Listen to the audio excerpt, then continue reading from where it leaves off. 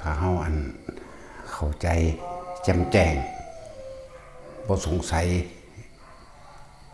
ว่าเฮาสิพ้นออกจากการเวียนว่ายตายเกิดแบบใดนี่ทุกอย่างร่วมอยู่แล้วที่อยู่ในจิตจิตก็คือผู้รับรู้ผู้สังสมเพราะว่าสิเป็นสังสมรูปเวทนาสัญญาสังขารวิญญาณต่างๆนี่ก็เรียกว่าจิตกับผู้รู้ผู้รู้กับจิตก็อยู่อันเดียวกันแต่ว่าเฮ็ดจังไดเฮาสิควบคุมมันบ่ให้มันไปคิดปรุงแต่งให้มันเป็นไปต่างๆนานาสารพัดก็เกิดอารมณ์ความรู้สึกได้ที่โบราณเพิ่นเขียนใส่ปากคนตายเอาไว้จิเจรุนิจิก็หมายถึงจิตเป็นผู้สังสมทุกสิ่งทุกอย่างร่วมอยู่ในจิตนั่นแหละ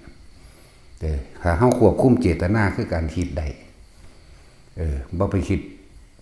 ถึงปรุงแต่งรูปร่างลักษณะท่าทางมันก็ดับของมันเองดอกเคล็ดลับมันก็มีอยู่คือสอนให้ทุกคนทีเดียวนี้แล้วเฮ็ดจังได๋เฮาสิทรงฌานเจริญฌานโดยการจับจุดอุณารมณ์ได้หรือทำความรู้สึกให้มันเกิดน่วงๆอยู่กลางหน้าผากกลางคิ้วหัวหน้าอกอิหยังก็ว่าไปแต่ว่าเริ่มต้นก็คือเฮาเหลือบตาดูปลายจมูกเพ่งลงเบิ่งดังเวลาเฮาหายใจเข้านี่เฮาหายใจคือวิธีทำให้เกิดกระแนะอยู่ซุมื้อนั่นแหละให้มันอยู่ดังหักเข้านี่แหมอยู่ในโพรงจมูกลมหายใจสูดเข้าไปดังหักพูดออกโทพูดออกโทจนว่าจับความรู้สึกทั้งลมหายใจก็ได้ว่าอยู่ในแค่โพรงจมูกหรือสุดที่ดังหักข้างในแล้วก็เกิดอาการความรู้สึกได้เฮาควบคุมมันอยู่แค่นี้นึงเด้ควบคุมหรือสตินึกอยู่แค่นี้แหละเดี๋ยวมันจะสร้างสมสร้างกำลังของมันเองสร้างกำลังสร้างความไวในการรู้ทันความคิดนั่นแหละของมันเองอะไรจังว่านี่คือเคล็ดลับมันโหลด แต่ผู้ใดเข้าใจจิตได้แล้วก็นั่นแหละได้หลักธรรมแล้วก็เฮ็ดไปเรื่อยๆสำหรับผู้ภิกษุนักบวชก็เฮ็ดเอาเต็มที่นั่นแหละเพราะว่าเฮาท่านแล้วท่านความอยากได้อยากดีอยากมีอยากเป็นมาแล้วเรียกว่าท่านใหญ่ท่านการฆ่าสัตว์ก็แม่นท่านการฆ่าการลักการปล้นการจี้การบังคับข่มขืนข่มเหงท่านการฉีดตัวท่านการกินเหล้าแล้วคือตัดออกแล้วสละออกแล้วเรื่องศีลห้าโดยทางกายและวาจาเฮาก็บ่มีการเบียดเบียนทำลายให้ผู้ใดผู้หนึ่งเสียชีวิตทรัพย์สินแล้วเอิ้นว่าท่านแต่ว่าทุกอย่างก็เริ่มจากท่านภายนอกมานั่นแหละท่านภายนอกก็คือการได้ช่วยเหลือบุคคลผู้อื่นหรือให้กับเขากับน้ำให้อาหารก็ชื่อว่าให้ความอิ่มความสุขความสบายให้ความมีสุขภาพแข็งแรงก็ว่าไปให้อาหารชื่อว่าให้กำลังนี่คือเฮากระท่านไปแล้วจังคอยสะสมมาให้ยารักษาโรคก็คือว่าให้ความเป็นปกติสุขให้เครื่องนุ่งห่มคือว่าให้ความประดับประดาจนถึงให้ที่อยู่อาศัยขึ้นชื่อว่าให้ทุกอย่างก็ว่าไปแต่ท่านอันสูงสุดก็คือก็ชื่อว่าสูงสุดก็ว่าบ่ได้หรอกเพราะทุกสิ่งทุกอย่างเพิ่นให้ลงตรงที่ว่ามัชฌิมาคือธรรมทานนั่นแหละเพราะทุกสิ่งทุกอย่างก็ต้องอาศัยซึ่งกันและกันเพื่อให้เกิดขึ้นได้ท่านจากของภายนอกอาหารยารักษาโรคเครื่องนุ่งห่มที่อยู่อาศัยท่านในกะของในกายกำลังในการช่วยเหลือในการคือมาเฮ็ดเฮือนเฮ็ดซ่านซอยกันนั่นแหละหรือตักน้ำให้กันกินมื้อนี้แหละหรือมีงานอีหยังเกี่ยวกับวัดกับว่าหรือสาธารณะอันอื่นอีกมื้อนี้ก็เอิ้นว่าท่านของภายในหรือท่านเลือดนี่ถึงท่านในร่างกายเพราะเขาบ่ได้ถึงขั้นเอาชีวิตให้ภัยใดดอกเอาเฉพาะความเหมาะสมกับตนเองแต่ว่าท่านทั้งเบิดนี่ล้วนแล้วแต่เข้าสู่ภายในเด้ภายในคือความยึดมั่นถือมั่นภายในคือว่านี่อาหารกูข้าวกูน้ำกูเงินกู กูเอาอันนั้นให้ผู้นั้นกูเอานี่ให้มึงมันยังอ้างหรือว่ามันยังยึด หรือแม้กระทั่งว่าท่านในการแลกของจากใดสิ่งใดสิ่งหนึ่งเอาของหน่อยไปแลกของหลายบางผลในท่านพวกนี้มีจิตถูกพันในผลอันนี้บ่เอื่นท่านอันนี้บ่ได้เอื่นว่าท่านบ่ได้เอื่นว่าเสียสละอีกอย่างหรอกเพียงแต่เอาของหน่อยไปแลกของหลายเขาใส่ซ่องไปหนึ่งเขาอยากได้เท่าไหร่180 ล้านก็พอเป็นอีกอยากถูกหวยด้วยเบอร์อยากถูกลอตเตอรี่อีกอย่างก็ว่าไปนะจึงบอกว่าท่านก็เป็นเครื่องอาศัยเกื้อกูลซึ่งกันและกันเพื่อให้เกิดศีลท่านเนี่ยทุกสิ่งอย่างมันเคยเป็นของเฮาแต่ว่าเฮาเอาออกเมตตากสิบวกก็ได้หันอยู่แล้วเฮาสละออกปะนี้เขาก็อยากอยู่อยากกินเหมือนกันกับเฮาเขาก็อยากได้อยากมีเหมือนกันกับเฮาเขาก็ปรารถนาความสุขเหมือนกันกับเฮามันเลยเกิดกลายเป็นศีลของมันเองในโตเป็นแบบบ่ทำลายเบียดเบียนผู้ใดนั่นแหละบ่ไปลักไปปนไปจี้ไผบ่ไปตัวให้ผู้ใดเสียชีวิตกับทรัพย์สินนั่นแหละบ่ไปม่อมเมาผู้ใดเหล่ายาปลาปิ้งพวกนี้แหละมันเลยเป็นศีลก็ต้องอาศัยเกื้อกูลกันเอาไว้ทุกสิ่งทุกอย่างต้องครบบริบูรณ์นั่นแหละในบารมี10กำลังทั้ง10อย่างท่านเป็นศีลเป็นเนกขมะการข่มเหงจิตใจเจ้าของเองการพยายามที่จะเอาชนะใจตนเองหรือการข่มจิตให้ห่างออกจากกามการข่มจิตให้ระงับให้ควบคุมตนเองบ่ให้ทำตามอำเภอใจข่มไว้จากได้รูปร่างลักษณะท่าทางของคนนี้ก็บ่ต้องไปข่มขืนเขารูปเรียกว่ารูปความยินดีพอใจในรูปความยินดีพอใจในรสข่มเหงเจ้าของไว้บังคับเจ้าของไว้ฝืนบืนเจ้าของไว้ลดกลิ่นอยากได้กินแบบนี้ก็บ่ต้องไปลักไปปนไปจี้รูปลดกลิ่นเสียงนี่เองก็เลยว่าเนกขมะการข่มจิตให้ออกจากกามจังว่าทุกอย่างมันต้องเสมอกันจึงเป็นไปได้ทานศีลเนกขมะปัญญาการรับรู้ในกองสังขารหรือรู้เห็นตามความเป็นจริงในสิ่งทั้งหลายทั้งปวงว่ามีเกิดมีดับเป็นธรรมดาเข้าถึงสัจจะได้นั่นแหละจังว่ามันต้องเป็นปฏิจจสมุปบาทเรื่องของบารมี10เพราะสิ่งนี้มีสิ่งนี้จึงมีเพราะมีทานจึงมีศีลจึงมีเนกขมะจึงมีบัญชาวิริยะขันติสัจจะอธิษฐานเมตตาและอุเบกขานี่เป็นเหตุปัจจัยอาศัยนุ่งเนืองซึ่งกันและกันให้เกิดความปล่อยวางอุเบกขานั่นแหละ บ่แม่นตะแค่เฮาสิไปท่องจำเอาตะแค่ว่าอวิชชาเป็นปัจจัยบังเกิดสังขารเป็นปัจจัยบังเกิดวิญญาณเด้นั่นก็เป็นปฏิจจสมุปบาททางความคิดอันนี้คือเหตุปัจจัยทั้งหลายของสัตว์เวียนว่ายแต่เกิดเพราะความบ่รู้ปิดบังตาบ่รู้ในความเป็นจริงคิดดีเรื่องว่าปุญญาภิสังขารคิดจะได้นั่นเป็นนี่นะแล้วก็ติดไปในดีนั่นแหละถ้ามันติดได้ดีแล้วมันก็เรียกว่าต้องติดมันก็ติดน้ำกันเองแหละมันก็อยู่น้ำกันดีชั่วปะปนกันไปอยู่ในหันนั่นคือความเข้าใจผิดคิดว่าจึงเรียกว่าเนยชาภิสังขารเพิ่นแปลไว้เนยยะเดียวว่าเนยชาภิสังขารถ้าเขาถึงอรูปประพรมแล้วก็ถือว่าเป็นผู้ที่หมดทุกข์คือบ่ต้องมาเวียนว่ายแต่เกิดอันนี้นี่เขาแปลให้2เนยยะ3เนยยะได้อยู่แล้วล่ะนั่นแหละนี่คือเหตุและปัจจัยทั้งหลายนี่เพิ่นเอาตัวจิตได้เด้เหตุและปัจจัยทั้งหลายเหตุเครื่องอาศัยหนุนเนื่องต่างๆทำให้สัตว์เวียนว่ายตายเกิดเพราะความเข้าใจผิดคิดว่าทำดีไปสวรรค์ทำเลวไปนรกหรือเข้าสู่อรูปฌานบ่ได้กลับมาเกิดเนี่ยจึงเป็นปัจจัยบังเกิดวิญญาณเป็นเหตุเป็นปัจจัยให้เกิดความรู้สึกในความพอใจมั่งถ้ามันมีความพอใจรู้สึกพอใจความพอใจกันเมืองกันอยู่เนี่ยนะวิญญาณเป็นปัจจัยเกิดนามรูปนั่นเป็นนามเวทนาสัญญาสังขารแล้วนามก็เลยจึงไปก่อเกิดเป็นรูปร่างลักษณะท่าทางตามกรรมคือการกระทำให้ตน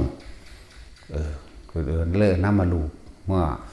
เกิดน้ำมารูปตัวนี้ออกจากท้องแม่มาแล้วจึงเกิดอายตนะคือตาหูจมูกลิ้นกายใจอายตนะเป็นปัจจัยมันเกิดผัสสะทั้งตาความพึงพอใจได้ผัสสะความมีอารมณ์รวมได้ผัสสะทั้งตาทั้งหูทั้งจมูกทั้งลิ้นทั้งกายทั้งใจ ในรูปในรสในกลิ่นในเสียงเนี่ยก็มันร่วมมันเก่าอยู่ได้ที่กินกันนั่นแหละภาษาจึงเป็นปัจจัยมันเกิดเวทนาแน่เวทนากับพ่อใจกับบ่พ่อใจแต่อุเบกขาหายากอยู่ดอกมีอยู่อุเบกขาแต่ว่ามันสั่นเกินเวลามันอยู่ซื่อๆนั่นแหละอุเบกขาคนทางบ่คอยจับเอามีเวลาอยู่โล่งๆโปร่งๆของเจ้าของเองมันก็มีอยู่ได้หันแหละเวทนา3เวทนาบัดนี้ส่วนมากคนไปยึดเอาเวทนาสุขเวทนาพอใจนั่นแหละมันจึงเกิดเป็นปัจจัยมาเกิดตัณหาในตัณหาเพิ่นจึงแบ่งออกเป็น3กามตัณหาภวตัณหาเป็นปัจจัยมันเกิดอุปทานอุปทานคือความยึดนั่นแหละมีทิฏฐุปทานศีลพัตตุปทานกามุปทานและอัตตวัตถุปทานอุปทานนี่แหละคือความรู้สึกบัดนี่คนเฮาสิเว้าอีหยังก็ตามเสียวออกจากความรู้สึกของเจ้าของจากการได้ยินได้ฟังได้ดูได้เห็นนั่นคือความยึดคือความพอใจอีกถึงว่ากามุปทานพอใจในรูปในรสได้กินในเสียงก็เลยเอาความคิดเจ้าของเองออกมาแสดงเพื่อเอิ้นว่าเอาความเห็นตัวเองเป็นใหญ่จากสิ่งที่ได้ยินได้ฟังได้รู้ได้เห็นได้เป็นได้กระทำมาตามความพอใจของเองตามความพอใจในรูปในรสในกลิ่นในเสียงหรือเอิ้นว่ากามุปทานหลังจากมันก็เกิดเป็นอัตตวัตถุปทานนั่นแหละคือความรู้สึกที่ตัวเองกำลังพูดอยู่พูดถึงความรู้สึกตนเอง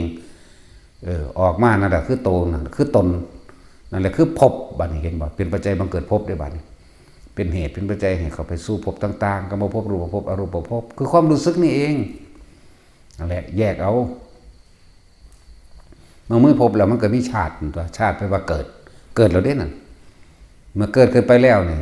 ก็มีตาชราแล้วก็เดินทางเข้าสู่ความตายทุกโศกโรคภัยต่างๆก็ย่อมมาเกิดอาศัยซึ่งกันและกันด้วยเหตุและปัจจัยที่อาศัยนุ่นเนื่องซึ่งกันและกันอย่างนี้สัตว์ทั้งหลายเวียนว่ายตายเกิดเพราะอย่างนี้เนี่ยแปลภาษาบ้านเฮาเอาเด้อแปลตรงศัพท์มันพวกเจ้าก็สิได้แปลเพิ่มอีกอันนี้เอาความรู้สึกมาเว้าโลดเว้าหลายๆอย่างหลายๆแบบพวกเจ้าฟังดูแล้วนั่นแหละสัตว์ทั้งหลายที่เหตุและปัจจัยที่ทำให้สัตว์ไม่ต้องเวียนว่ายตายเกิดอีกอวิชชายะตะเววะนี่เมื่อเฮาเข้าถึงความจริงได้รับอริยสัจได้ฟังธรรมของพุทธเจ้ารู้ว่าทุกข์กำหนดรู้ได้แล้วเหตุแห่งทุกข์ก็คือความอยากนี่เองนี่มันก็สามารถดับทุกข์ได้ทั้งตัวผู้ดับได้โดยที่เดียวก็มีผู้ดับได้ก็ต้องอาศัยหนทางมันตัวมรรคมีองค์8มีความเห็นตามความเป็นจริงได้สัมมาทิฏฐิสัมมาสังกัปโปกับความคิดดำริความคิดเกิดขึ้นในปัจจุบันในตาในหูจมูกในลิ้นในกายในใจเนี่ยสัมมาทิฏฐิสัมมากัปโปวาจากรรมโตอาชีโววาจมงสติสมาธิก็เป็นสัมมาญาณะกับตรวจสอบความผิดถูกต้องชั่วดีของตัวเองว่ามีอันใดของอันใดค่าอันใดละว่าใดก็ว่าไปมันก็เป็นสัมมาวิมุตติเองนั่นแหละเหตุแต่ปัจจัยทั้งหลายให้สัตว์เวียนว่ายตายเกิดนี่แหละจึงบอกว่าถ้าเฮาเข้าใจจิตแปลว่าผู้รู้กับจิตก็อันเดียวกันจิตก็แต่หลายอย่างนี่ร่วมให้ฟังว่าทั้งเป็นผู้สังสมสัญญากับเวทนาสังขารอยู่ในหันเบิดสัญญาเวทนาสังขารให้เบิดแต่ถ้าเฮาบ่คิดวิญญาณทางจิตหมายถึงความรู้สึกพอใจบ่พอใจเกิดบ่ได้เด้ก็เลยมาจับเอาตัวเจตนานี่จิหมายถึงจิตนี่มีทั้งสัญญามีเวทนามีสังขารก็รวมอยู่ในหันพร้อมถ้าเฮาบ่คิดถึงสิ่งใดสิ่งหนึ่งแล้วปรุงแต่งให้มันเป็นไปแบบนั้นแบบนี้รูปมันก็เกิดขึ้นบ่ได้มันก็นิโรธนะทั่วจึงเรียกว่าจิเจรุถ้ามันนิโรธก็นิพพานตัวบัดนี้เฮาวิธีก็นี่แหละให้พวกเฮาเฮ็ดไปสังสมไปเรื่อยๆเดี๋ยวเป็นเองดอกจริงๆมันก็เป็นอยู่ในหันบ่แห้งแล้วเด้เพียงแต่ว่าเฮาออกจากปัจจุบันตอนที่เฮาอยู่ในลมหายใจนี่ลมหายใจสุดเข้าสุดออกอยู่ระหว่างหังดังฮักๆเข้านี่แล้วก็เกิดความนิ่มนวลเกิดขึ้นระหว่างกลางคิ้วเฮาได้นี่อยู่ตรงดังหักนี่ข้างในโพรงจมูกเฮานี่แค่นี้มันก็ดับแล้วเด้แต่ว่าพวกเฮานั่นไปคิดถึงว่าพระอรหันต์ต้องเป็นแบบนั้นนี่ไปหาอดีตเข้าใจบ่นี่บ่แม่นไปอนาคตเด้ไปหาอดีตอนาคตจังเกิดอดีตกับอนาคตคือสิ่งเดียวกันฟังดีๆโลดพวกเจ้าคิดถึงอดีตเมื่อไหร่ปรุงแต่งนึกคิดเป็นไปอยากได้ให้เป็นอย่างนั้นอนาคตก็เกิดพร้อมมันเร็วขนาดนั้นน่ะจึงบอกว่าเฮา จับเอาหลักมาโหลดจับเอาจุดมาโหลดทำความรู้สึกอยู่กับลมเข้าออกเนี่ยแต่เขาหายใจเข้ายาวๆเขาก็คงจักดอกว่ามันสุดมันดังหักเข้าในลมแล้วความรู้สึกอันนึงที่เกิดขึ้นนิ่มๆนุ่มๆการคิ้วบางทีก็เลื่อนหน้าผากนั่นก็ว่าไปเห็นด้วยแค่นี้เดี๋ยวก็เป็นไปบัดนี้ค่อยแต่เร่งการกระทบเท่านั้นเองว่ามันค่อยดอกนี่ซื่อๆนี่แหละมันทั้งมีนั่นมีนี่มาให้เห็นทั้งตาทั้งหูทั้งจมูกดอกนี่อันมีนี่มาหูมาเห็นไปถ้าเฮาบ่คิดบ่นึกให้มันเป็นไปดังที่ตัวเองสัญญาเอาไว้จดจำเอาไว้ในรูปในรสในกลิ่นในเสียงบ่มโนนึกภาพจินตนาการไปความรู้สึกพอใจบ่พอใจเกิดบ่ได้พบรับเราเด้จักว่าล่ะพบรับเราเด้นั่นนะความรู้สึกเฮาบ่เกิดมั้ยโมโหก็บ่โมโหให้ไผเฮาก็นั่งสบายๆคือเฮาฝึกตนเองจนว่าจิตมันตั้งมั่นแล้วอยู่ในฐานที่ตั้งแห่งจิตดีแล้วนี่ฐานมันก็ล่มนี่แหละล่มอยู่ดังหักเฮานี่แหละในโพรงจมูกเฮานี่แหละในหน้าผากเฮานี่แหละอยู่ทางในเด้บ่แม่นทางนอกนั่นแหละล่มนะแล้วผู้นั้นเว้าความนั้นความนี้เว้าแบบใดเฮาก็บ่คิดนึกปรุงแต่งอารมณ์ความรู้สึกมันก็เกิดบ่ได้แต่ว่ามันรู้ได้ว่าเขาด่ามันรู้อยู่ว่าเขานินทามันรู้อยู่ว่าเขาด่ามันรู้อยู่หลายๆอย่างนั่นแหละนะมันก็รู้ของมันอยู่ในหันแต่ว่ามันบ่ปรุงแต่งต่อนี่มันดับแล้วเด้บัดนี้เขามายกย่องสรรเสริญความนั้นความนี้ทั้งที่จริงหรือบ่จริงก็ช่างมันที่เขาสรรเสริญมันก็บ่นึกปรุงแต่งต่อแต่ว่ามันก็รู้อยู่มันก็ดับแล้วได้ซ้ำนั้นนึงได้ล่ะมันก็บ่ไปเกิดจินตนาการเป็นภาพเป็นนั่นเป็นนี่ได้เป็นรูปเป็นรสเป็นกลิ่นเป็นเสียงเป็นอารมณ์ความรู้สึกได้แต่พอมีความคิดนั่นนี่นะแสดงว่าจับเอาจุดนี้โลดฝึกไปเรื่อยๆพวกกันหมู่ภิกษุสงฆ์เฮามีเวลาเต็มที่อยู่แล้วล่ะเฮาบ่ได้ไปกังวลในการทำมาหากินเฮาบ่ได้ไปกังวลเรื่องใดแล้วตอนนี้พวกที่มีภาระแล้วตัดบ่ทันใดหรือมีเครื่องของเกี่ยวผูกพันยังกันอยู่กับหนี้กับสินกับลูกกับอย่างก็ฝึกตนเองเหมือนเดิมแต่เฮาบ่ฝึกเฮาบ่สั่งสมไว้เฮาสิสั่งสมยามใดเฮาบ่สั่งสมกำลังจิตตั้งมั่นไว้เฮาบ่สั่งสมสมาธิเฮาบ่สั่งสมกำลังตัวนี้ไว้ที่มันพร้อมมันบ่พร้อมเป็นเด้เรื่องของความอยากตัณหาและอุปาทานคนพร้อมบ่เป็นเด้ความอยากได้อยากดีอยากมีอยากเป็นพ่อบ่เป็นเด้ตัณหานี่หาต้นก็บ่ได้หาปลายก็บ่มีหมายถึงว่าจักกูสิพ่อหม่องใดจักกูสิสุดหม่องใดนี่บ่มีเด้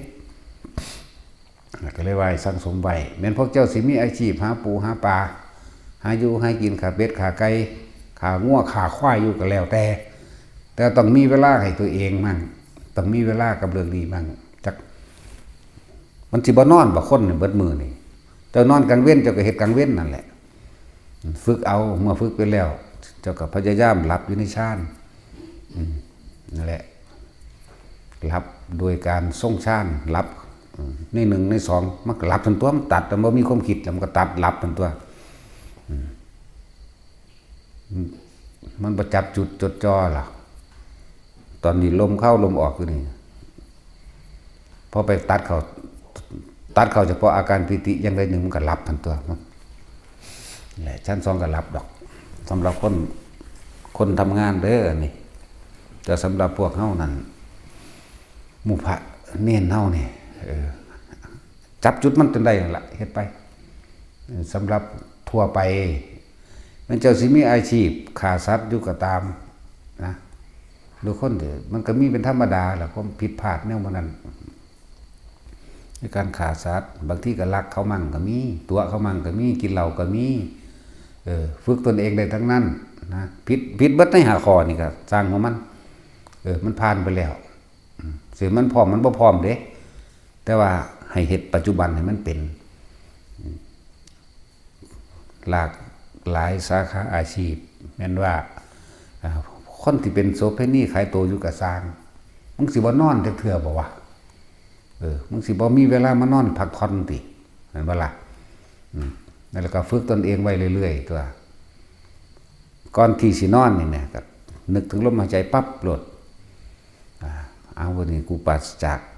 การงานนั่นนี่เราไปนอนจากพักจากครู่ก็น่าจากชั่วโมง2 ชั่วโมงก็ได้กันเขามาสู่ลมหายใจศีลก็เป็นเองดอกบ่หาตสมทานก็ได้ดอกถ้าเข้าใจดีแล้วแต่ว่าถ้าบ่มั่นใจก็เรียกว่าเจตนาตวิรัตตั้งใจโดยตนเองสมทานโดยตนเองตั้งเจตนาโดยตนเองนะหลายเบาไปกับเดี๋ยวก็คิดอันนั้นอันนี้คิดบ่ออกก็เลยว่าเวลาใดขณะใดที่เราอยู่กับลมหายใจนี่หายใจเข้าสุดแค่ดังหักเข้านี่โพรงจมูกเข้านี่ในโพรงจมูกแล้วมาสุดแค่ดังหักนี่อยากดังหักก็มันหักมันสิต่อคิวนี่แหละมันก็เป็นแล้วเพราะว่าจิตใจความคิดของเฮาตอนนั้นบ่ไปเบียดเบียนทำลายผู้ใดบ่ทำลายเบียดเบียนบ่ไปลักปนจี้ผู้ใดดอกนั่นก็เป็นของมันเองแล้วนะศีลสมาธิก็เกิดอยู่ในหันแล้วล่ะนั่นแหละปัญญามันก็คอยสังสมของมันเองดอกศีลสมาธิและปัญญามรรคมีองค์8ร่วมอยู่ในหันบารมี10ก็ร่วมอยู่ในหูดังเฮานี่แหละทานศีลนี่ก็มาปัญญาวิริยะขันติสัจจะอธิษฐานเมตตาแล้วก็อุเบกขานั่นร่วมอยู่ในนี่เลยเด้ความคิดมันบ่ไปมันก็อุเบกขานั่นตัวมันอยู่ในลมหายใจเข้าออกไงทานก็อยู่ในหันศีลก็อยู่ในนี่อยู่ในลมหายใจเฮานี่แหละแล้วปัญญามันก็คอยสังสมไปที่จริงคนมันมีปัญญาอยู่ดอกคนมันรู้โพดดอกแต่ว่ามันยังบ่อาจสามารถละในปัจจุบันขณะใดจักบ่ล่ะรู้โพดบ่เรื่องเกิดมาเท่าไรก็ตายเท่านั้นไผก็ฮู้เบิดนั่นแหละเกิดมาก็เพียงแค่ว่าหากินซ้ำตายผู้ใดก็เข้าใจในความหมายนี่แหมเจ้าสิมีอาชีพหยังเจ้ากินแค่อิ่มเจ้าสิมียศธรรมดาศักดิ์สิร่ำรวยเท่าใดเจ้าก็ร่ำรวยไปตายนั่นแหละคนจนๆก็หาอยู่หากินไปตายนั่นแหละคนรวยๆหาอยู่หากินไปตายเพราะนั้นก็เข้าใจทุกสิ่งทุกอย่าง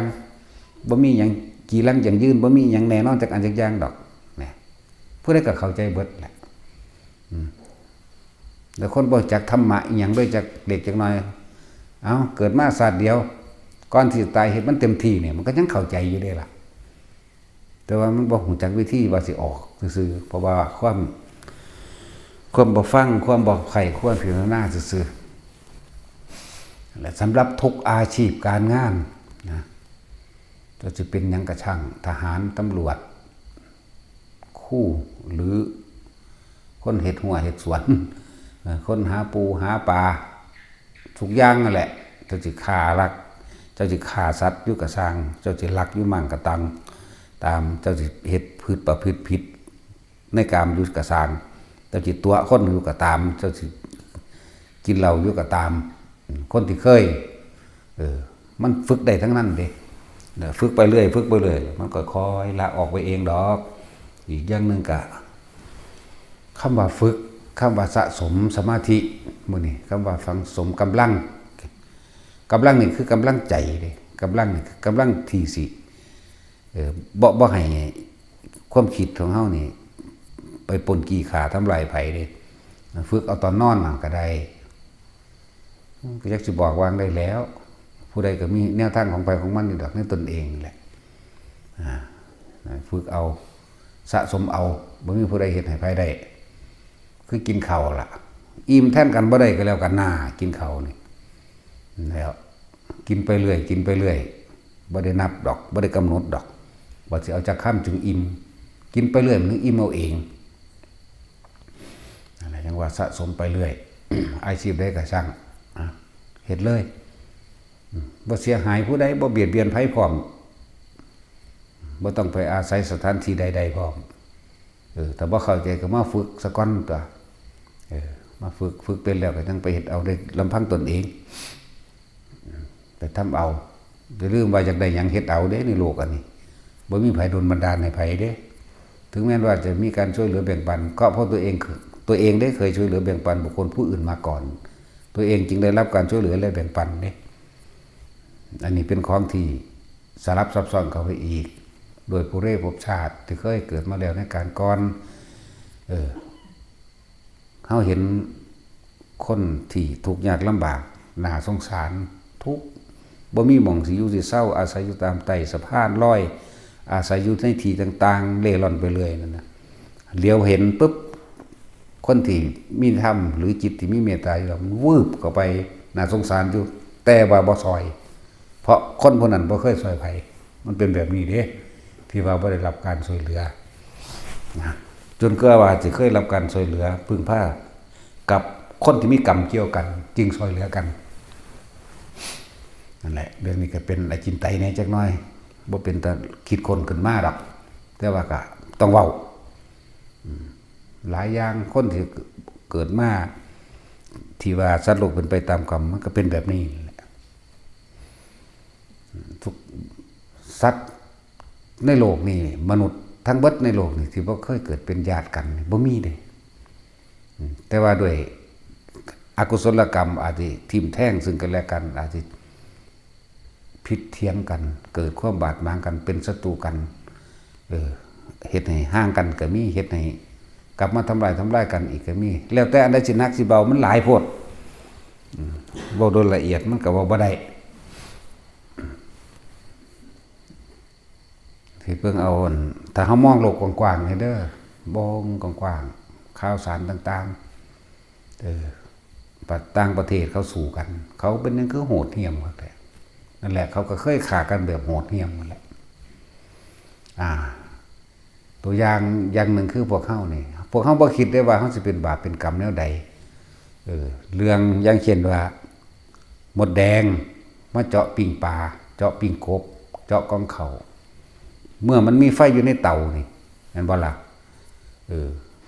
บางคนเห็นไฟอยู่ในเตานี่ก็ไปเคาะหมดแดงปกลงในไฟบ่ได้คิดหยังได้นั่น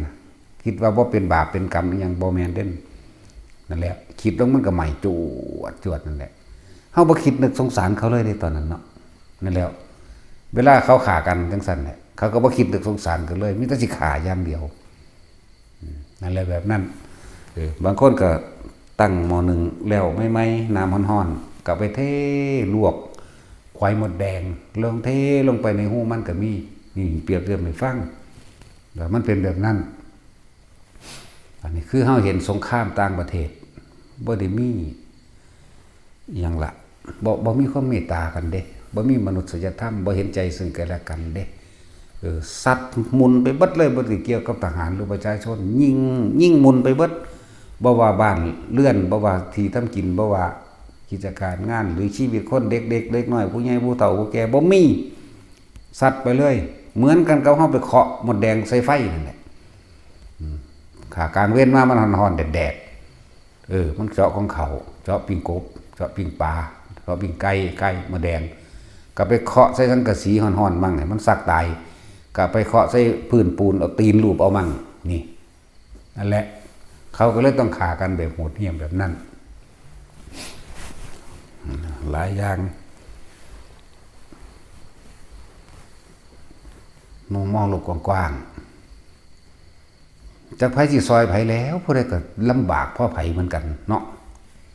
ซอยกันบ่ได้อีกได้บัดนี้มาแล้วไผก็ทุกคนต่างฝ่ายต่างลำบากที่จริงก็คือกรรมที่กระทำรวมกัน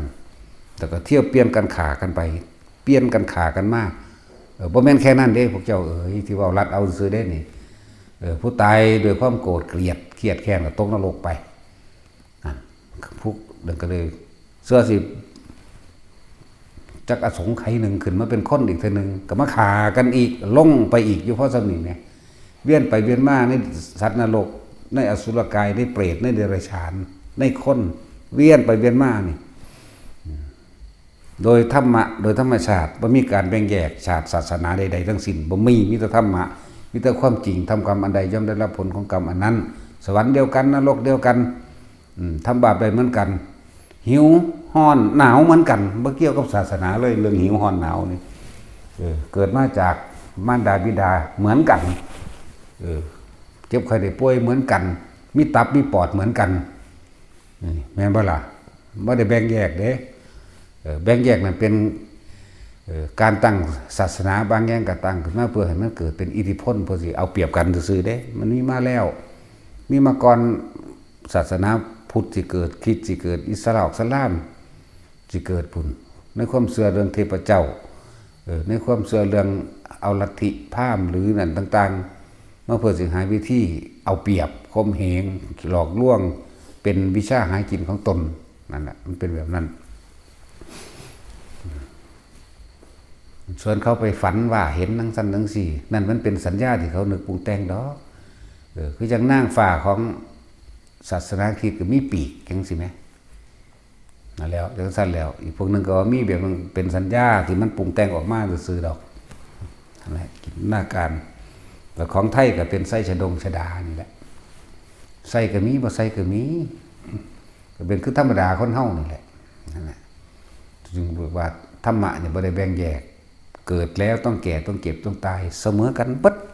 ไม่เลือกบุคคลสัตว์พระพุทธเจ้าเพิ่นเอิ้นร่วมกันเบิดเด้สัตว์ทั้งหลายหมูหมากาไก่สัตว์เดรัจฉานกับสัตว์คนทุกคนก็เอิ้นว่าสัตว์เทวดาพรหมเอิ้นว่าสัตว์แล้วเพิ่นเอิ้นสัตว์ทั้งหลายทั้งเบิดเด้นี่เพราะว่าถ้ายังมีตัณหาคือความอยากอยู่สัตว์ทั้งเบิดเป็นไปตามการกระทำของตนเองดอกสัตว์บัดนี้สัตว์นรกนั่นมนุษย์สันนิริยโตนี่ตอนเป็นคนอยู่นี่จิตใจโหดเหี้ยมเอามาหิดมีแต่ความอาฆาตแค้นมีแต่ความอยากแก้แค้นมีแต่ความอยากเอาขึ้นมีแต่ความอยากสะใจมนุษย์สเปโตนี่ถ้าว่าแยกเรื่องมนุษย์มีแต่ความโลภมนุษย์เดรัจฉานโนนะหลงในหลายๆอย่างมนุษย์เทโวนั่นนะและเพิ่นก็แยกออกมาจังสี่ก็ขึ้นกับการกระทำของตนได้บัดนี้บ่มีผู้ใดมารับบาปรับบุญผู้ใดได้ตัวเองเฮ็ดเองล้วนๆเด้อบ่มีผู้ใดมาไถ่บาปให้ไผได้เดี๋ยวพระพุทธเจ้านี่สอนสุดยอดอยู่แล้วอยากได้ยังเฮ็ดเอาเฮ็ดเอาอันผู้อื่นรอคอยผู้อื่นมาเฮ็ดให้ศาสนาอื่นๆอันเป็นเทวานิยมทั้งหลายให้ผู้อื่นรอคอยผู้อื่นมาดลบันดาลให้เด้แล้วความเชื่อกับความจริงนี่โอ้ยมันไกลกันหลายเพิ่นเรียกว่ามิจฉาทิฏฐิความเห็นไม่เป็นไปตามความจริงมีโทษร้ายแรงยิ่งกว่าอนันตริยกรรมที่ยังไม่สำนึกได้จากบ่ล่ะถ้าอนันตริยกรรมสำนึกได้มันยังมีเขตเด้มีเขตกำหนดอยู่ว่าเท่านั้นเท่านี้จึงจะพ้นแล้วจึงจะไปนิพพานได้เด้นั่นแล้วอันพวกนั้นบ่มีเขตบ่รู้ว่ายามใดกูจังสิพ้นขึ้นมาได้เร็วก็บ่ฮู้ช้าก็บ่รู้100 ล้านอสงไขยก็บ่รู้หรือ1เพียงแค่1อสงไขยก็บ่รู้นี่เอาแล้วนึกว่าถ้าว่าเป็นอนันตกรรมที่สำนึกได้คือเทวทัตจังซี่ก็ยังมีกำหนดด้วยว่าเมื่อเธอพ้นออกจากกรรมอันนั้นแล้วเธอก็สิได้เกิดเป็นพระปัจเจกองค์นึงแน่ก็ยังว่ามีเขตอยู่แม่แล้วชื่ออธิกะเหมือนกันกับอาชาติศัตรูก็สิเหมือนกันบัดนี้แต่อาชาติศัตรูสิพ้นก่อนนี่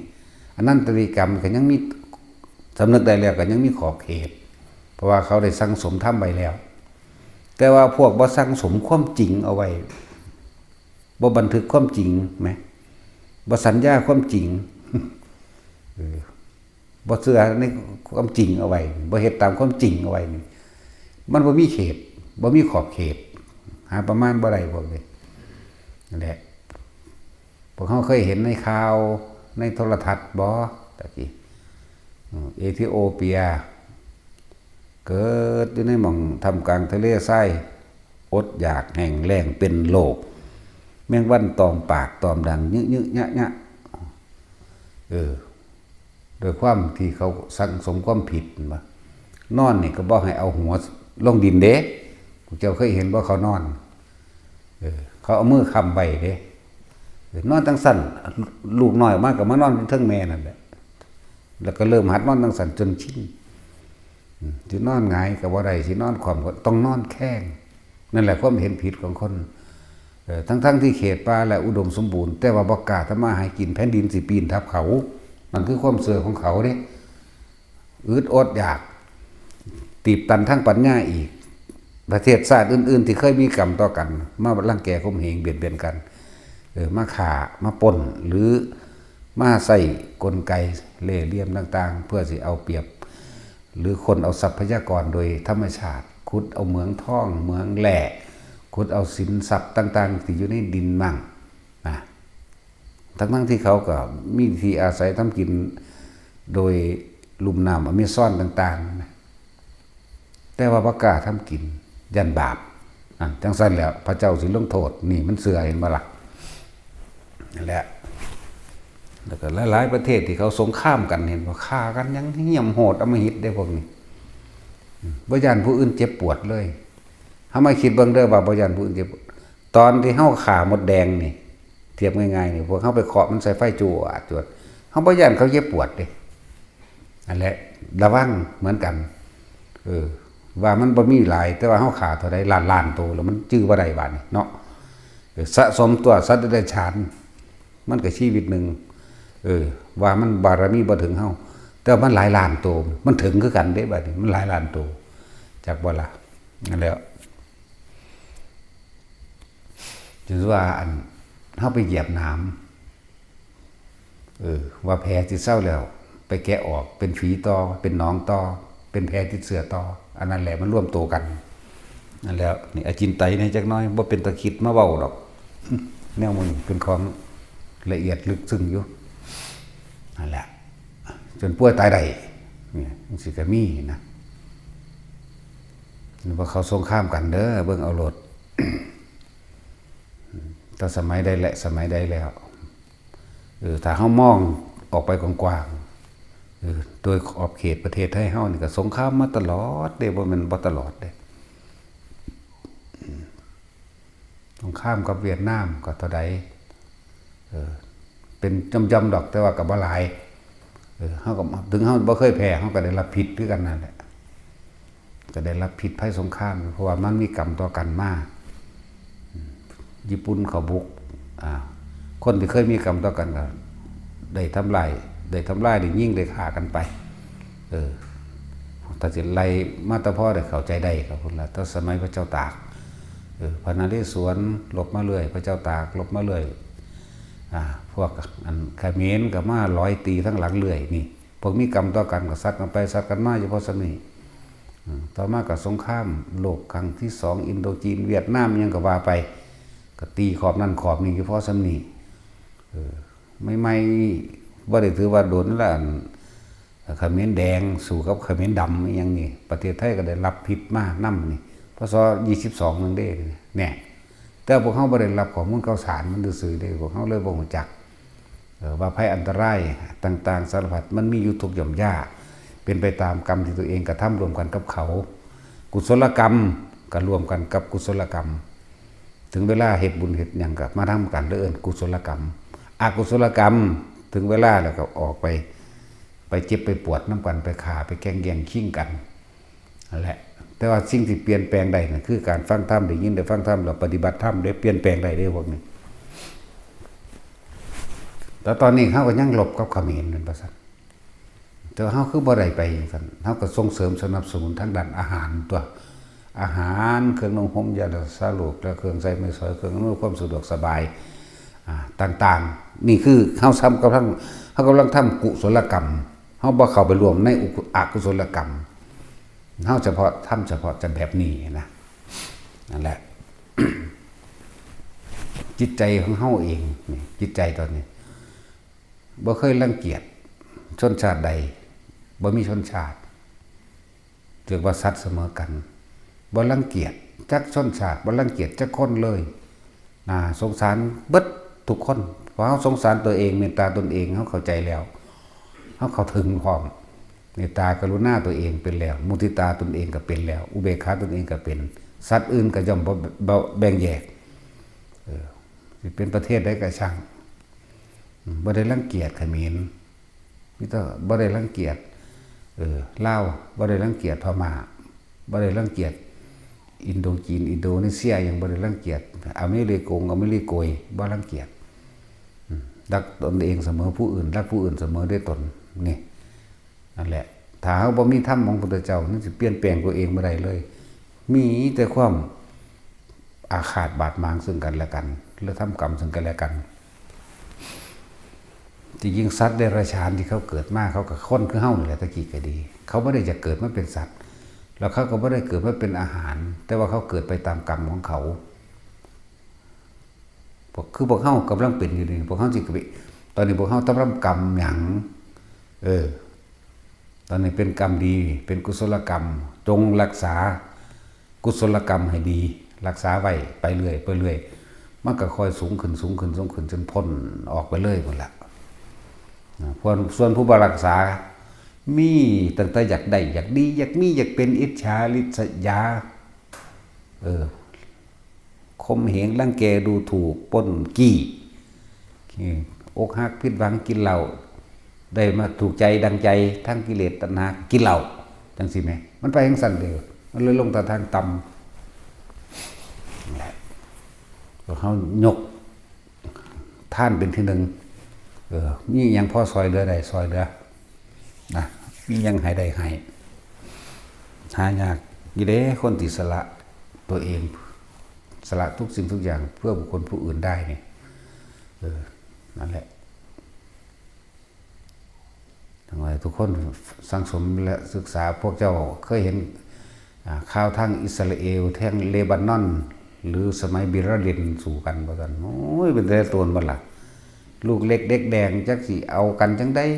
จังสิหาอยู่หากินจังได๋กินน้ำเปื้อนปนด้วยสารเคมีต่างๆมื้อนี้ก็เพราะตัวเองเคยไป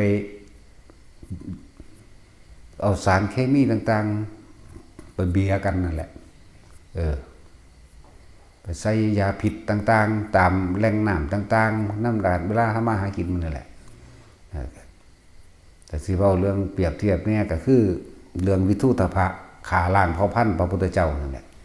กับเผ่าพันธุ์เจ้าของเองนั่นแหละนั่นก็ดีแต่ว่าด้วยความเรียกว่า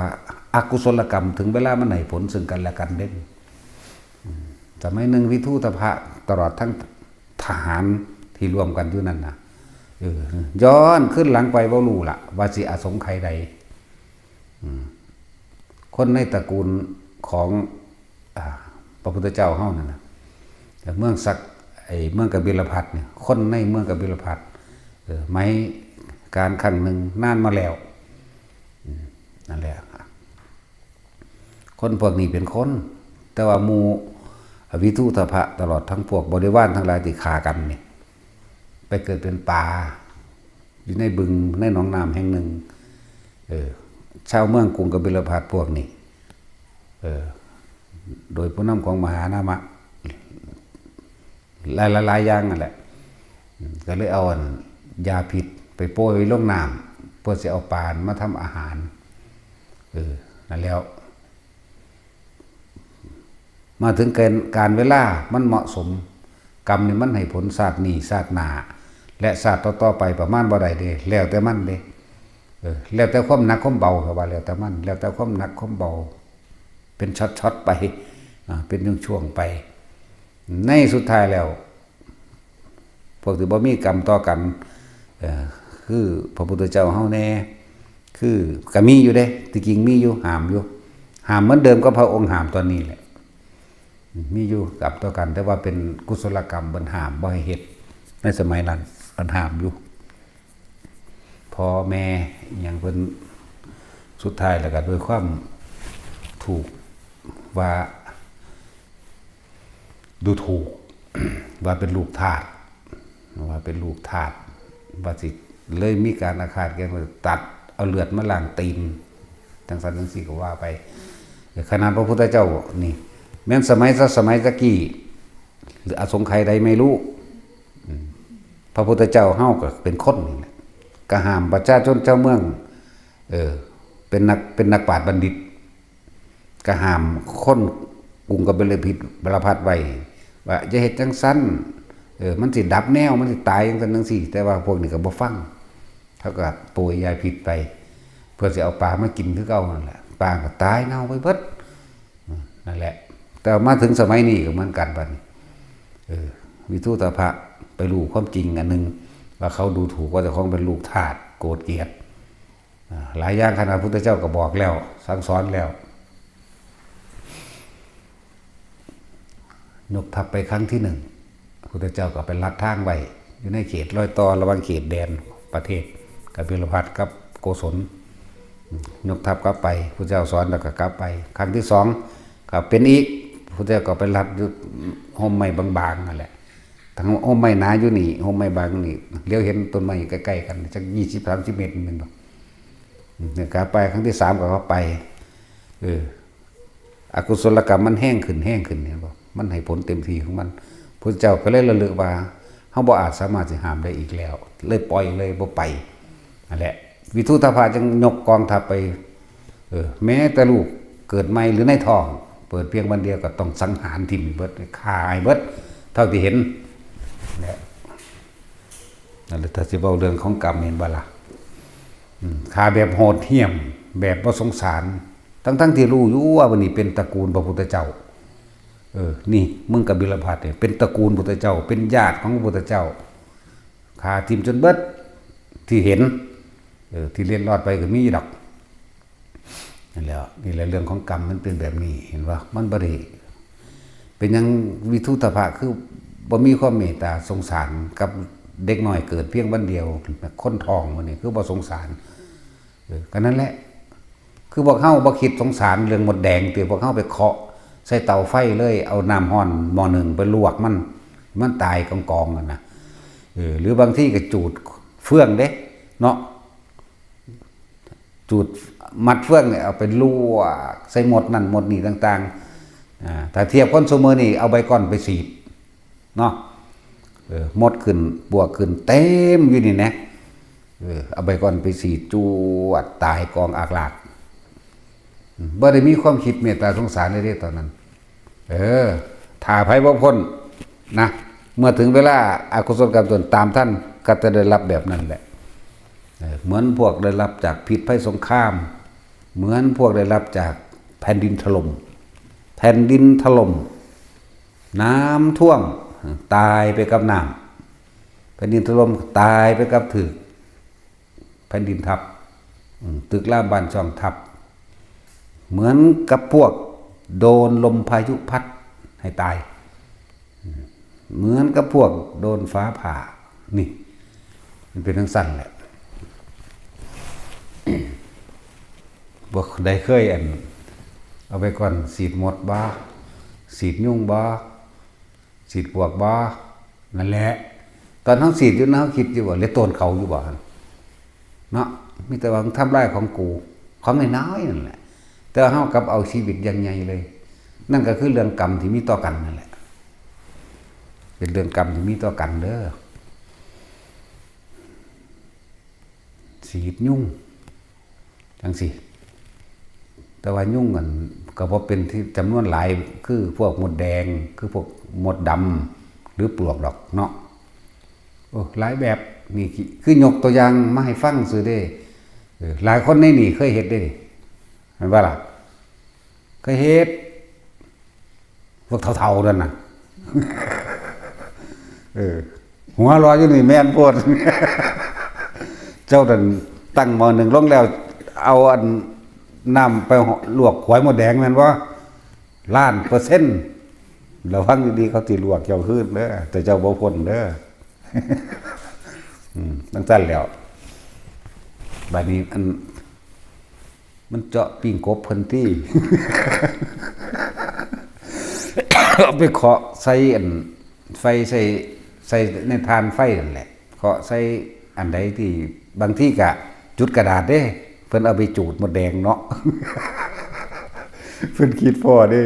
มีผู้สะกิดขึ้นคิดพอเบิดอยู่ดีโอ้ยตายละกูขนาดกูเป็นสาวอยู่กูก็ยังจำได้ แล้วมันรอดเด้อศาสตร์นี่เด้อผู้ใดบ่รอดรับล้วนๆเด้นี่แหละแล้วจังว่ายกตัวอย่างให้ฟังว่าน้ำท่วมเขาตายที่ละเท่าใดเป็นร้อยเป็นหมื่นก็มีนะบ่แม่นแค่แต่ในไทยเด้เดี๋ยวเฮาสังเกตว่าสิ่งเหล่านี้มันมาจากไสมันมาจากอกุศลกรรมเก่าของเขาเองเมื่อถึงเวลาให้ผลแล้วก็ได้รับนะเพราะว่าหยังเขาบ่ได้ทำบุญหนีบาปเขาบ่ได้สร้างบุญกุศลเพื่อสิเอาตัวเองออกหนีอกุศลพวกนั้นตามบ่ทันมันก็หนีได้จริงๆด้วยล่ะจักบ่ล่ะนี่แล้วคือพวกเฮากำลังมาสั่งสมเพื่อสิหนีบาปเก่าของเจ้าของเองนี่แหละมันบ่ทันเนาะถ้าเฮาสร้างไปเรื่อยอยู่สั่งสมไปเรื่อยไปทางดีบ่แม่นสั่งสมทางเลวพวกสั่งสมทางเลวแม่นเจ้าสิรวยปานใดก็สร้าง มื่อถึงเวลาอกุศลมันให้ผลซึ่งกันและกันเศรษฐีหมื่นล้านก็ยังหักดิบลงบาทเดียวเลยล่วงปัวลงบาทเดียวบัดถือเขายึดบ่แม่นถือเขายึดกะโดนภัยธรรมชาติแผ่นดินถล่มเนี่ยแผ่นดินถล่มลงมาจีบเลี้ยงสัตว์หรือทำโรงงานอันใดอันหนึ่งเนี่ยเฮ็ดให้ชิบหายเบิดเลยบัดนี้โอ้ตายแล้วกูบัดนี้ทั้งเป็นหนี้เป็นสินไว้นี่ทันทีนั้นหนี้มันสิเป็นหนี้ดีหนี้สิได้อยู่บัดนี้มันเสือกกลายเป็นหนี้เสียโดยบ่มีทุนอีกแล้วนี่ก็มีเด้ถูกไฟไหม้ทรัพย์สมบัติวอดวายถูกแผ่นดินถล่มถูกน้ำท่วมโปโจรปล้นพระราชายึดมื้อนี้มีเบิดเด้แล้วบ่แน่จักอย่างเด้อแต่พวกเจ้าบ่ทำบุญหนีเอาถ้ามันมีบุญกุศลอยู่มันก็ค่อยเฮ็ดให้เกิดปัญญาหรือชั้นฉลาดและลึกลับแต่ว่าก็บ่แม่นลึกลับเพราะว่าเป็นเรื่องของกรรมไฟแทนที่สิใหม่มาในบ้านเจ้าของเองสำหรับคนที่มีบุญมันบ่ใหม่มันก็ล่ามโดดไปหม่องอื่นอ้อมๆมันแต่มีเด้นั่นแหละเพราะว่าเจ้าของเป็นผู้ทำบุญกุศลสร้างเอาไว้อยู่พวกคนเป็นเบิดบุญบาดนี้นั่นน้ำมาพัดเอาชิบหายเบิดกิจการกำลังรุ่งเรื่องคิดว่าเอานี่ลงทุนเพิ่มอีกจัก10 ล้านก็น่านี่ไปยืมมาเพราะว่ามันมองเห็นกำไรคิดเอาไว้แล้วน้ำท่วมชิบหายเบิดบาทนี่แล้วกันสิเอาเงินใส่มาฟื้นฟูหนี้ก็ยืมไว้บ่แห้งนั่นคือเรื่องของกรรมนั่นแหละหลายอย่างพอดอกที่ว่าคนเรานี่คนอีสานหรือคนกรุงเทพหรือคนใดก็แล้วแต่เถอะในประเทศไทยประเทศต่างๆไปร่วมกันถือขาตายอยู่ในพวกประเทศเลบานอนอิสราเอลเหมือนบ่ร่วมแล้วแต่ทำกรรมร่วมกันไว้เด้คนบ่ฮู้จักกันเด้นี่เอาผู้นึงอยู่อุดรผู้นึงอยู่อุบลผู้นึงอยู่กาฬสินธุ์ไปร่วมกันอยู่พุ่นไปทำงานร่วมกันฮู้จักกันได้บัดพวกนึงอยู่สุพรรณซะเนาะพวกนึงก็ว่าไปร่วมกันอยู่พุ่นบัดนี้พวกเกาหลีก็มีประเทศนั้นประเทศนี้ไปร่วมกันไปรู้จักกันไปถือขาร่วมกันนี่นั่นสมัยตะกี้พวกเจ้าอาจจะเป็นพี่เป็นน้องเป็นหมู่พวกเดียวกันเคยไปลุ่มตีลุ่มขาเขาก็ได้ขนาดพระอรหันต์ถึงเวลาเพิ่นก็ยังไปตายร่วมกันไหมเนาะคือหลวงปู่จวนมื้อนี้หลวงปู่จวนหลวงปู่สุวัตสุวัตโจหลวงปู่จวนกุลเชโตหลวงปู่สุวัตสุวัตโจหลวงปู่สิงห์ทองธรรมวโรแล้วก็ยังเรื่องใน5 องค์นั่นแหละคิดหน้าออกเบิดแต่ว่าซื้อบ่ได้ก็มี นั่นแหละหลวงปู่ธีระบอกบ่แม่นนั่นแหละเขาเจ้าเป็นยังคือเครื่องบินตกเป็นยังคือตายเฉพาะอรหันต์บัดคนธรรมดาคือบ่ตาย แม่นบ่ล่ะแปลกบ่ล่ะยังสั้นแต่ที่ว่าเรื่องอดีตเขาเจ้าเว้าเอาเองนั่นน่ะหรือมีผู้องค์ใดองค์หนึ่งเขาเจ้ารู้เขาเจ้าว่ามาพวกนี้เคยเป็นเอื้อยเป็นน้องกันเคยเป็นหมู่พวกเดียวกันไปแย่หั่งนกอันนั่งแพทย์หญิงอันนั้นเป็นน้องอีกพระองค์หนึ่งเป็นผู้ไปหาไม้สาวมาให้ใจว่าล่ะไม้เศร้าจากไม้เศร้าบ่ไม้ไผ่ยาวๆนะไม้สอยมะม่วงอย่างสิเขาเอิ้นไม้เศร้าผู้หนึ่งหาไม้มาให้ผู้หนึ่งก็ซี่บอกเอารถกันนะพวกนักบินนั่นน่ะหั่งนกอยู่หันเด้งสังซี่น่ะไปแย่มัน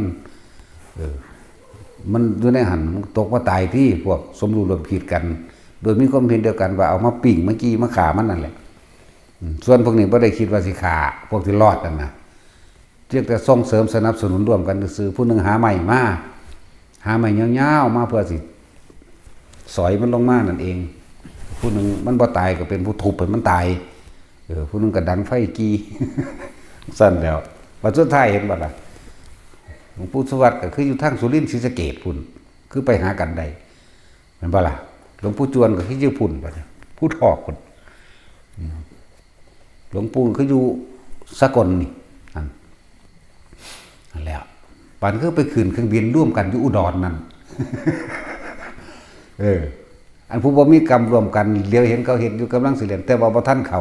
หลวงปู่บัวก็ยังดึงไว้อีพ่อใหญ่บัวดึงไว้อย่าไปหาเขาอย่าไปขี่รถไปน้องถึงก่อนเขาตัวหุ่นเด้เรื่องภายในเด้นี่ขี่รถไปนี่คนบ่เคยขี่เครื่องบินแบบนี้ เครียดให้หลวงตาเครียดให้หลวงตาเกิดว่ากูจะได้ขึ้นเครื่องบินทีเดียวก็ว่ากูขึ้นถึงนั่งอำต่ำไปในรถแล้วพูนไปยินข่าวว่าเครื่องบินตกอยู่ปทุมธานีพระอรหันต์ตายเบิด จังมาคิดได้เห็นป่ะล่ะจังสั้นแล้วผู้บ่มีกรรมรวมกันแล้วผู้นี้ก็ร่วมอยู่หั่งร่วมแบบว่าเดี๋ยวเห็นเขาแต่ว่าไปบ่ทันเขาบ่ได้ไปร่วมขาน้ำเขานะความหมายเพิ่นอันผู้หลวงตาดึงไว้นี่สิไปยุ่งเงี้ยกับเขาไปก็ไปแต่เขาตัวนั้นบ่เข้าใจผู้นี้บ่เข้าใจองค์นี้หลวงปู่องค์นี้นั่นแหละเป็นทั้งชั้นนี่คือเรื่องกรรมรวมกันหลวงปู่สิงห์ทองหลวงปู่สุวัตหลวงปู่จวนจังสิแล้วก็หลวงปู่ยังอีกละลืมเลยนี่ปู่ยังคำตันบ่ โอ้ยไม่พอได้หูจักอีหยังน้ำดอกเนาะ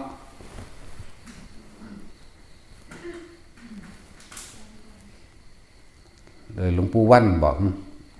ปู่วันอุตตโมเนาะวัดธรรมแสงดาวนี่เนาะและมื้อนี้แหละพระเจ้าก็ตั้งสี่แหละอีกองค์หนึ่งที่หลวงตาดึงไว้สิแลนไปตายยังกับเขาขี้อาดประสันสิได้ขึ้นเครื่องบินครั้งแรกในชีวิตก็บ่ได้ขึ้น นั่นแหละคือเขาเจ้าทำรวมกันกรรมรวมกันอกุศลกรรมรวมกันพวกนั้นเคยเกิดเป็นน้องมั่งเป็นเอื้อยมั่งเด้ร่วมกันนั่นนะพวกนักบินนั่นนะพวกผู้ยิ่งลูกนั่งแพทย์หญิงแพทย์อย่างนั้นนะกระบาดเจ็บเล็กน้อยหนึ่งเด้นี่แหละจังซี่แล้วเป็นไปตามกรรมเด้บุ้ยมันให้ผลยุติธรรมเสมออีหลีเด้แล้ว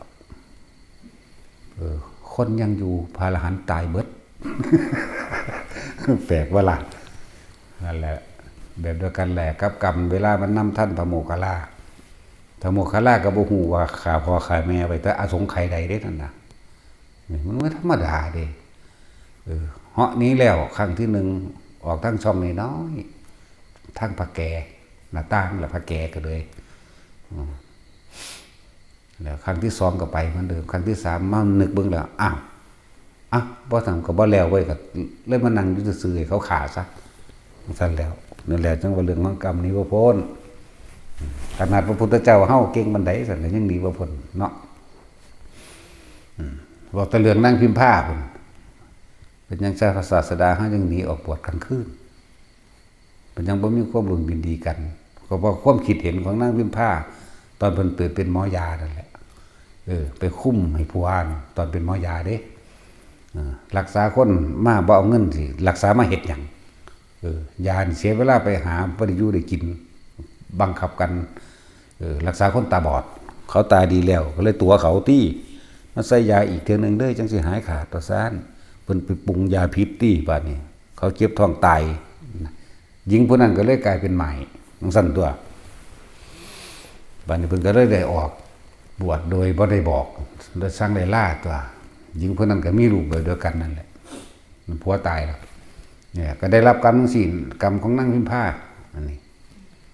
บัดนี้เว้าเรื่องกรรมของพระพุทธเจ้าเฮาบัดกรรมอันบ่สมควรที่เราตถาคตได้กระทำมาแล้วเนี่ยของบางอย่างบ่มีในบันทึกอยากว่าล่ะมันมีดอกถ้าเพิ่นอยากสอนเพิ่นก็สอน บางเห็นแบบศาสตร์ที่เป็นยังงั้นเทวทัตจังกิ่งก้อนหินลงมาทับเป็นยังสะเก็ดหินจึงกระเด็นลงไปถูกหลังเท้ามั่งแหละเป็นยังจังถูกผ่าหลังเท้าโดยไม่ได้ใช้ยาชาบ้างมันมีเหรอเด้ยาชายามึนตะกี้มันมีเหรอเด้ฟิน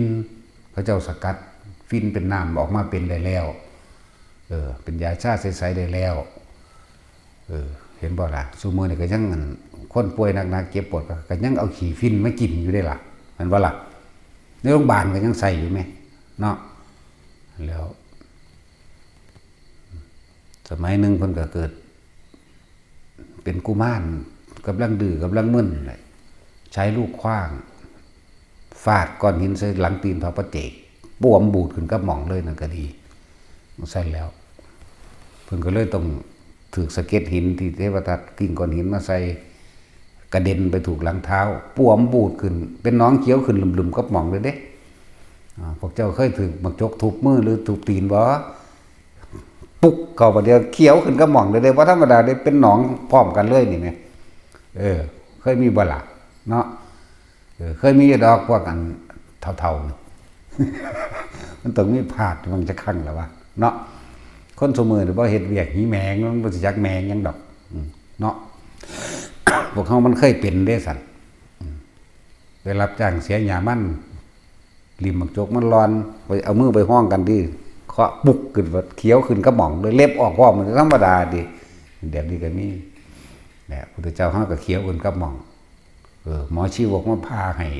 ยาชาก็อยู่ในห่อนั่นเด้เพิ่นก็เห็นอยู่ชัดๆเด้เพิ่นคือบ่เว้า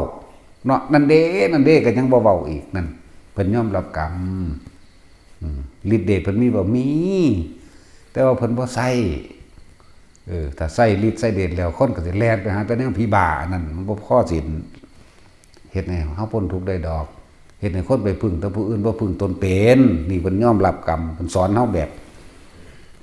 บ่หนีเลยเรื่องของกรรมทั้งที่เฮ็ดได้ แล้วหมอจิวก็เอาจังได๋ก็เอามีดล่นไฟแดงกับปาดตัวที่มันก็ปัวออกมาตัวที่มันก็เจ็บแสบเลยยิบแล้วบัดนี้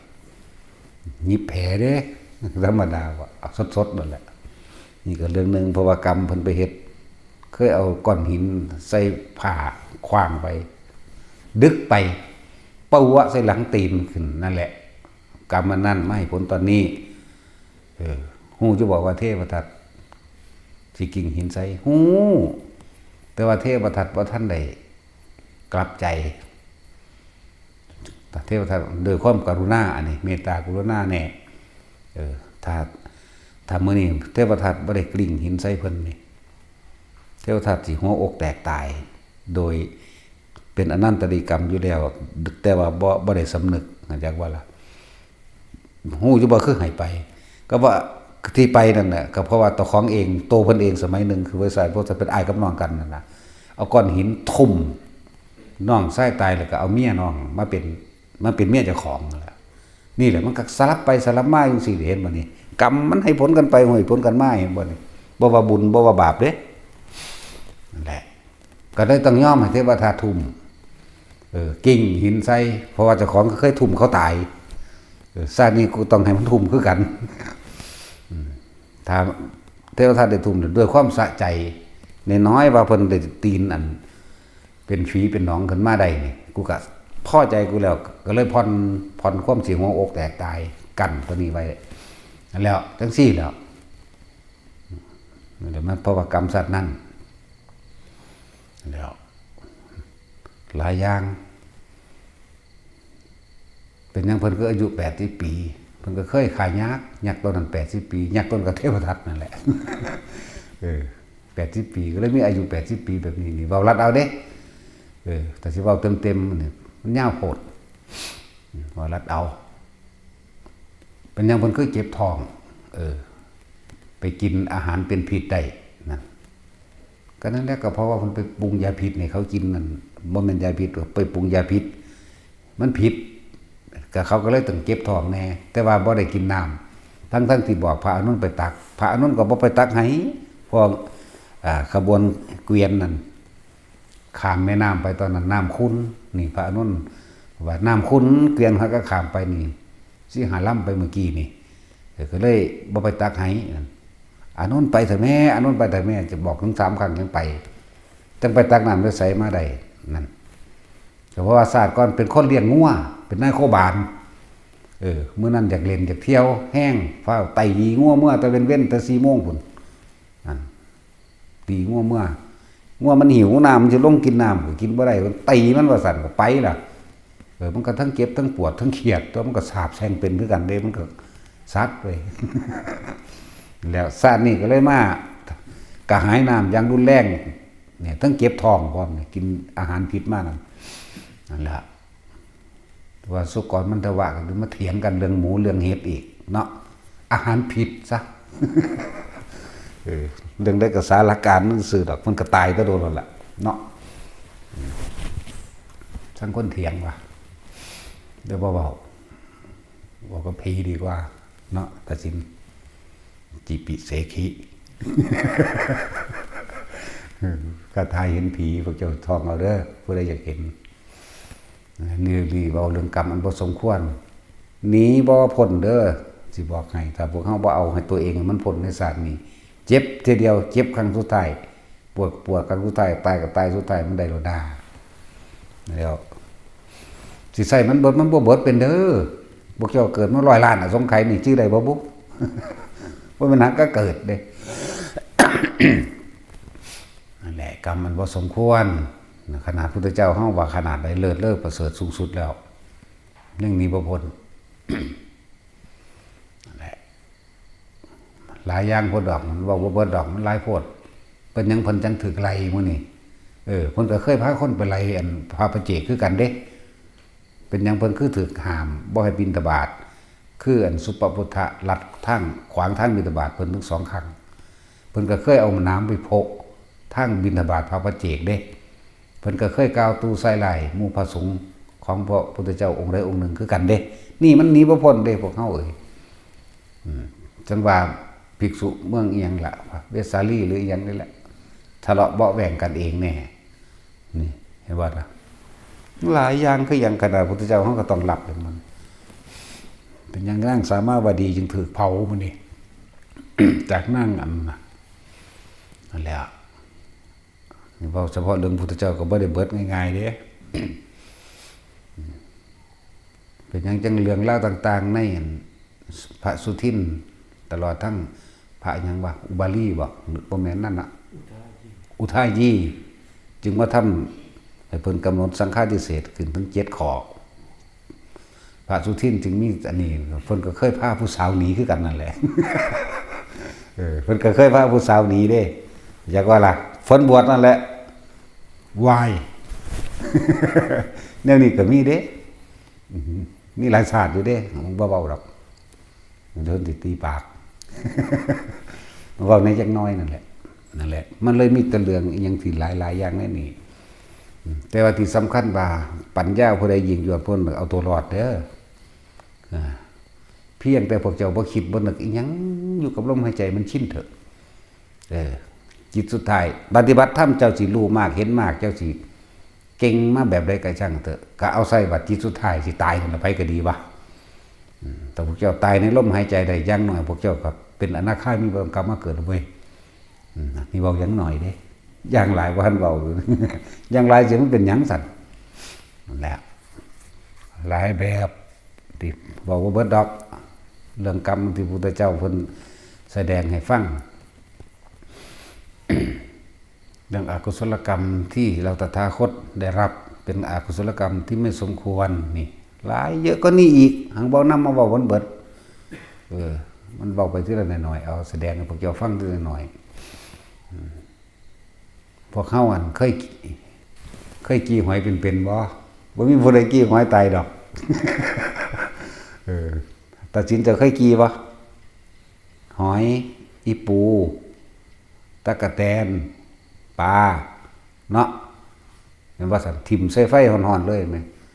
พวกเฮาก็บ่เลยโตดมันเหรอมันเป็นหยังคือเป็นจังนั้นพวกเฮานี่คือสารเลวคักแหละนะนั่นแหละมันเคยเฮ็ดกันมาจักบ่ล่ะกลับกันไปกลับกันมาเฮ็ดแต่จังใดหาต้นบ่ได้จักเฮ็ดแต่จังใดก็ระลึกน้ำหาบ่ได้คือกันมันไกลโพดไกลจนว่าโอ้บ่สุดดอกขึ้นมาดีกว่านะแล้วพวกเจ้าเคยกี่ว่าพวกเฒ่าๆนี่เคยเบิดนั่นแหละถึงอีกแล้วพวกเฒ่าๆนี่ถึงอีกแล้วทิ่มกี้อีปูมันแล่นออกมาศูนย์นี่มันเด้จังฝาดต้องได้บัดนี้เอาไม้เตรียมไว้บัดนี้ทิ่มป๊อกต้องเอาไม้เน็กไว้ปุ๊บมันก็ค่อยไม้ดินสักงังๆๆเก่าบัดนี้เลือดมันก็แตกออกเลือดขาวๆนี่เลือดปูเนาะปูบ่ได้เลือดแดงเด้จังซั่นแล้วทิ่มตะกะแตนลงจังซี่เด็ดแข้งเด็ดขามันเบิดเบิ่งแต่ได้ตนคือหยังนี่เนาะ บาดจะคล้องกันนะไปคล้องยาเลือนเอาเองก็บ่ยศูนย์บ่สั่น โอ้ยบ่มีผู้ใดเฮ็ดเด่นแต่ของเฮ็ดแต่ของศูนย์จะท่องใสเอาหัวไปตำสั้นเราเอามีดมาฟันเราคนเดียวว่าธรรมดาเด้ฟันสั้นเราเปิงทั้งด่าผู้เฮ็ดอีกโอ้ยแต่ของบ่มีตาเองทั้งสั้นแล้วเวลาฆ่าผู้อื่นได้บาดนี่เนาะบักหอยหน้าได้กินเนาะโอ้ยต้มที่เราเป็นหมอแซ่บเอาซะว่าซั่นตำแก้วบะโลกโคเคกใส่พวกเจ้าอย่าลืมพวกเจ้าสิถูกต้มแล้วพวกใดบ่พ้นบ่วิดเด้อแกงอีปูมื้อนี้ลองเบิ่งแม่บ่ได้ผู้ใดบ่จักสิขามันจังได๋เด้เนาะปูก็ดีเนาะบักหอยมันจักสิขาจังได๋มันบ่คือปลายังว่าทุบหัวทุบคอมันได้อยู่กบเขียดก็ยังทุบได้แผ่ออกพวกสอนหัวอะไรมึง นี่เป็นกบพวกใดนี่ไหมเอามันมาใส่ขีนปักอย่างนี้ว่ามันเด็กเนาะเมื่อนับได้เป็นล้านดีกว่าล่ะนั่นว่าล่ะบัดนี้ก็บางคนก็ไปไต่มีกินนู่นมาขัวพวกเจ้าคือบ่ขามันก่อนแหมบ่จักมันหอนบ่ขาบางใดล่ะฮะนั่นเลยเหี่ยมโหดก็จังเดคนก็เลยเนาะหมดแดงมันบ่แม่นเนื้อกินก็ยังไปจวดใส่มันอยู่หมดแดงไฟหมดคิ้วหมดดำหมดหน่อยผู้ใดพอระลึกนึกได้สร้างบุญเด้อทำบุญทำทานแล้วอุทิศส่วนผลทานบุญกุศลกรรมดีกับสรรพสัตว์นี่เด้บุญอันเกิดจากการในทานมั่งรักษาศีลมั่งภาวนานี่สูงสุดแล้วขอผลทานบุญกุศลกรรมดีโลดนึกในใจโลดคนก่อนที่ทรงชาติจะเลื่อนชาตินี่หรือออกจากในการสำหรับ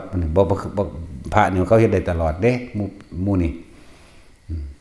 คือเปิดได้ตลอดส่วนพวกเฮานั่นน่ะมันบ่มีบุญเปิดก่อนที่สวดมนต์ไหว้พระนึกถึงผลทานบุญกุศลกรรมดีแน่อุทิศให้แด่สรรพสัตว์ทั้งหลายก็ว่าไป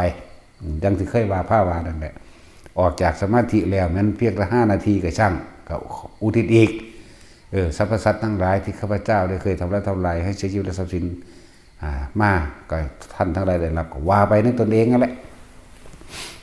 มันก็คอยทุเลาเบาบางเฮาจะไปแก้ต้นเหตุมันบ่ได้เพราะมันตอนนี้เฮาได้แก้ได้แต่ปลายเหตุมันเด้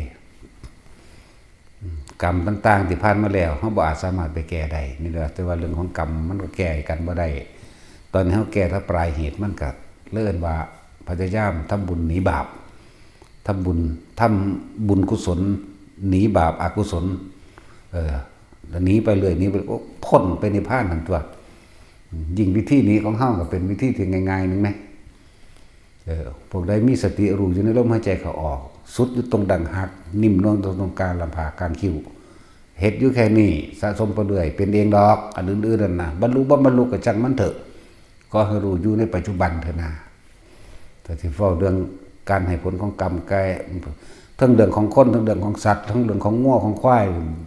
เยอะแยะได้ทั้งที่อันนำอดีตนิทานมาเว้าให้ฟังนะบ่ว่าสิเป็นเรื่องของพระ ทุกองค์นั่นแหละพุทธเจ้าทุกองค์ก็ได้ขนาดพุทธเจ้าของพระโคดมเฮานี่ก็เหลือแหล่แล้วหลายเยอะแยะแล้วเรื่องของเฮาเองเรื่องของพระอรหันต์แต่ละองค์ที่ได้รับเป็นนั้นพระโมคคัลลาคือถูกฆ่าไปจังซี่หลายโพดเป็นยังพระอรหันต์บางองค์บรรลุในปากเสือเป็นยังบางองค์บรรลุทั้งหอกดาบล้าวแหลมที่เขาแทงไว้ครับก็มีหลายแบบพวกเฮามันบ่ทันได้พระสำเร็จนี่เนาะขนาดรุ่นนั้นแหมแล้วหลายโพดแต่อย่าลืมว่าพวกเฮาต้องพวกอันแม่ชีมาบวชนี่ก็บ่ต่างจากพระดอกก็เฮ็ดเอาล่ะเว้ยในชีผู้ทั้งเบิดอยู่นี่ให้เขาคั่วตั้งแต่อันยายหม่องแหม่งเพราะเราบ่มีหูเขาเว้ากันเขาด่ากันเขาอันนั้นกันจังได๋แล้วก็เสยเพราะว่าเราบ่มีหูพวกมีหูอย่าเข้าไปมันสิตีกัน เห็นว่าล่ะพวกมีหูนี่อย่าเข้าไปให้แต่ยายหม่องแหม่งผู้เดียวเฮ เอาก็แม่นความจริงตัวเราบ่มีหูเด้อเขาบอกกันนั่นเด้อกูก็ยิ้มอย่างเดียวทั้งเทื่อเขาก็ด่าโอ้ยอีห่ามึงเอ้ยก็ฮะเพราะว่าเราบ่มีหูอยากว่าล่ะหูเราหนวกเราบ่หูยินอยากว่านั่นแหละเอาแต่ว่าทาน